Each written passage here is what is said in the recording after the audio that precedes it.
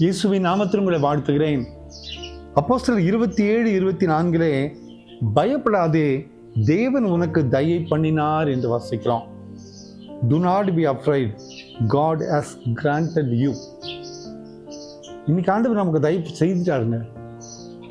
இதுதான் இந்த காலை நேரத்தில் ஆண்டவர் கொடுக்கிற வார்த்தை. ஆண்டவரை நம்பி வந்த பிள்ளைகளுடைய வாழ்க்கையில ஆண்டவர் ஏதோ ஒரு தயையை பாராட்டுகிற ஆண்டவர். இந்த ஆண்டவர் தான் இன்னைக்கு நமக்கு தயையை காட்ட ஆயத்தத்தோடு இருக்கிறார். இன்னைக்கு படுக்கையிலிருந்து எந்திரிக்கும் போதே உள்ளத்துல ஒரு பாரத்தோடு எந்திரிச்சிருப்பல. இன்னைக்கு படுக்கையிலிருந்து எழும்போதே மிகப்பெரிய ஒரு குழப்பத்தோடு நாம் நிற்பல. இந்த புதிய நாளை எப்படி நான் தாண்டி போவேன், இந்த நாளில இந்த மனிதனை எப்படி நான் சந்திப்பேன், இந்த மனிதனை எப்படி நான் என்ன பதில் சொல்லுவேன், என்னுடைய பாதையில இந்த வேலை காரியங்களில எப்படி நான் முடிப்பேன்னு சொல்லி கலங்கி நம்ம நிக்கிறோம்ல. நான் பைபிள் சொல்லுது, தேவன் தயை பண்ணியிருக்கிறார்.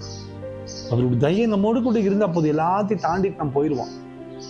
அது எப்படிப்பட்ட போராட்டமானாலும் சரி, எப்படிப்பட்ட இக்கட்டான நிலையானாலும் சரி, எப்படிப்பட்ட சூழ்நிலையானாலும் சரி, சூழ்நிலை தாண்டி அற்புதங்களை செய்கிற ஒரு ஆண்டவர் தான் நம்ம ஆண்டவர். இஸ்ரவேல் ஜனங்கள் செங்கடல்ல வந்து என்ன பண்ணணும்னு புரியாம நிக்கிறாங்க.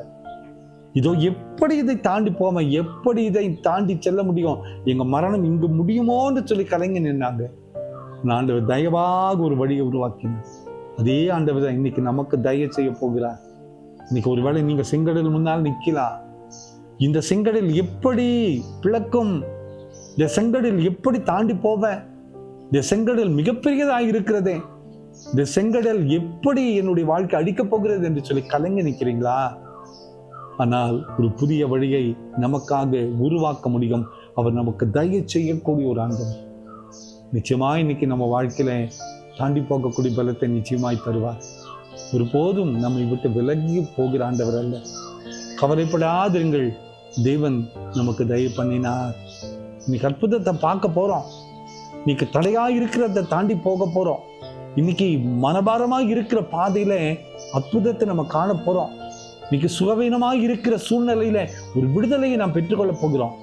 வியாதியினால, போராட்டத்தினால, துன்பத்தினால சோர்ந்து நிற்கிறீங்களா? ஆண்டவர் கைவிடவே மாட்டார். நமக்கு தயவு பண்ணுகிற ஆண்டவர் நம்மோடு கூட இருக்கிறார்.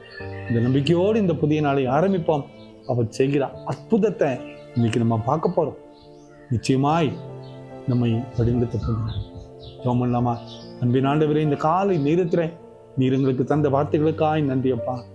தேவன் தயை பண்ணினார் என்று வாசிக்கிறோமே. உண்மை நம்பி இருக்கிற எங்களுடைய வாழ்க்கையில் அந்த தயை நாங்கள் பெற்றுக்கொள்ள பலன் தாங்கப்பா.